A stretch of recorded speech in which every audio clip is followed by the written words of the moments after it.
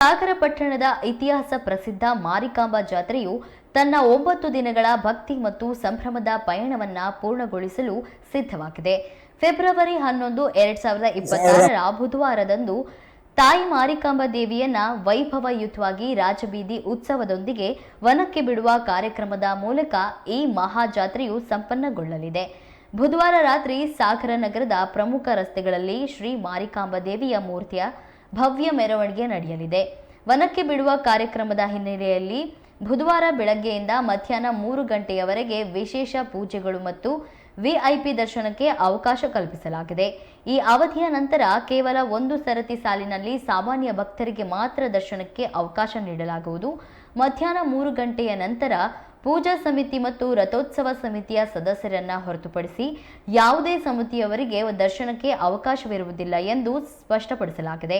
ಈ ನಿರ್ಧಾರವು ಸುವ್ಯವಸ್ಥೆಯನ್ನ ಕಾಪಾಡಲು ಪೊಲೀಸ್ ಬಂದೋಬಸ್ತು ಅನ್ನ ಬಿಗಿಗೊಳಿಸಲಾಗಿದೆ. ಸಾಗರ ಉಪವಿಭಾಗದ ಎಎಸ್ಪಿ ಡಾಕ್ಟರ್ ಬೆನಕ್ ಪ್ರಸಾದ್ ಐಪಿಎಸ್ ಅವರು ಸಾರ್ವಜನಿಕರು ಪೊಲೀಸರೊಂದಿಗೆ ಸಹಕರಿಸುವಂತೆ ಮನವಿ ಮಾಡಿದ್ದಾರೆ.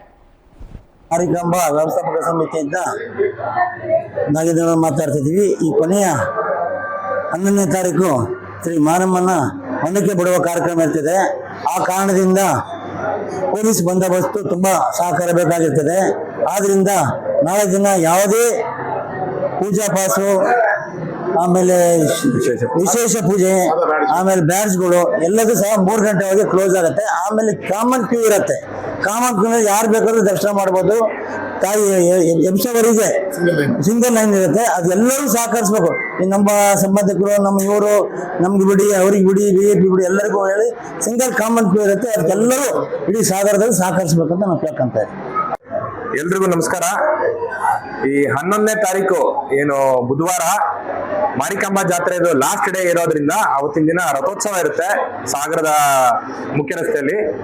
ಸೊ ಆ ದಿನ ದೇವಿಯ ರಥನ ಈ ಗಂಡನ ಮನೆ ದೇವಸ್ಥಾನದ ಮುಂದೆ ಏನು ಕಲಾಮಂಟಪ ಮಾಡಿದ್ದಾರೆ, ಆ ಮಂಟಪದ ಮುಂದೆ ರಥನ ನಿಲ್ಲಿಸಿ ದೇವಿನ ಅದ್ರ ಮೇಲೆ ಪ್ರತಿಷ್ಠಾಪನೆ ಮಾಡಿ ಕೂರಿಸಿ ಅದ್ರ ನಂತರ ರಥೋತ್ಸವ ಮಾಡ್ಬೇಕಾಗಿರೋದ್ರಿಂದ ಈ ಎಲ್ಲ ತಯಾರಿಗಳನ್ನ ಮಾಡ್ಕೊಳ್ಳಿಕ್ಕೆ ನಾಳೆ ಅಂದ್ರೆ ಬುಧವಾರ ಮಧ್ಯಾಹ್ನ 3 ಗಂಟೆ ನಂತರ ಕೇವಲ ಧರ್ಮ ದರ್ಶನ, ಸಾಮಾನ್ಯ ಜನರಿಗೆ ಏನು ನಾರ್ಮಲ್ ಕ್ಯೂ ಅಲ್ಲಿ ಬಂದಿರೋ ಅವರಿಗೆ ಮಾತ್ರ ದರ್ಶನ ಮಾಡ್ಲಿಕ್ಕೆ ಅವಕಾಶ ಇರುತ್ತೆ.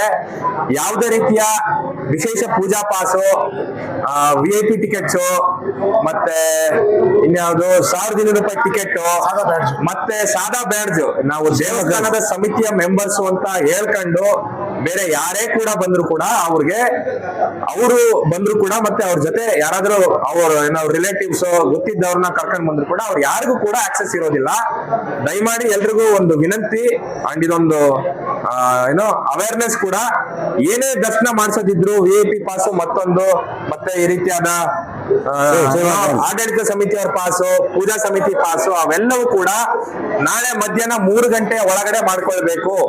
3 ಗಂಟೆ ನಂತರ ಪೊಲೀಸ್ ಬಂದೋಬಸ್ತ್ ಇರ್ತದೆ. ಯಾರಿಗೂ ಕೂಡ ಈ ವಿಐಪಿ ಎಂಟ್ರಿ ಇರೋದಿಲ್ಲ. ಒಂದು ಸಿಂಗಲ್ ಲೈನ್ ಇರ್ತದೆ, ಧರ್ಮ ದರ್ಶನ ಇರುತ್ತೆ. ಅದು ಎಲ್ಲಿ ತನಕ ಹೋದ್ರು ಆ ಲೈನ್ ಅಲ್ಲೇ ನಿಂತ್ಬಿಟ್ಟು ದರ್ಶನ ಮಾಡಬೇಕು.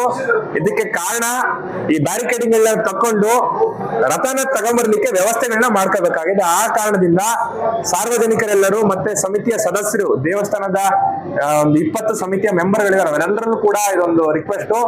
ಯಾರು ಕೂಡ 3 ಗಂಟೆ ನಂತರ ಬಂದ್ಬಿಟ್ಟು ಪೊಲೀಸರ ಜೊತೆ ದಯವಿಟ್ಟು ವಾಗ್ವಾದ ಮಾಡ್ಬಿಡಿ, ನಮಗ್ ಬಿಡಿ ಅವ್ರಿಗೆ ಬಿಡಿ ಅಂತ ಎಲ್ಲರೂ ದಯವಿಟ್ಟು ಕೋಆಪರೇಟ್ ಮಾಡಿ. ಬೇರೆ ಬೇರೆ ಸಮಿತಿ ನಾಳೆ ಮಧ್ಯಾಹ್ನ 3 ಗಂಟೆ ಮೇಲೆ ಪೂಜಾ ಸಮಿತಿ ಮತ್ತೆ ರಥೋತ್ಸವ ಸಮಿತಿ, ಆ 2 ಸಮಿತಿಯ ಸದಸ್ಯರಿಗೆ ಬಿಟ್ರೆ ಬೇರೆ ಯಾರಿಗೂ ದೇವಸ್ಥಾನದ ಆವರಣದಲ್ಲಿ ಕೆಲಸ ಇಲ್ಲ. ನಮಗೂ ಗೊತ್ತಿದೆ, ತಾವೆಲ್ಲರೂ ತಿಂಗಳಾನ್ಗಟ್ಲೆ ಈ ಜಾತ್ರೆನ ಯಶಸ್ವಿಗೊಳಿಸ್ಲಿಕ್ಕೆ ಹಗಲಿರುಳು ದುಡ್ದಿದ್ದೀರಿ. ಹಂಗಂದ್ ಮಾತ್ರಕ್ಕೆ ನಾಳೆ ನೂಕ್ನುಗ್ಲಾಗುತ್ತೆ, ಬೇರೆ ಪ್ರಿಪರೇಷನ್ಸ್ ಎಲ್ಲ ಮಾಡ್ಕೋಬೇಕಾಗುತ್ತೆ.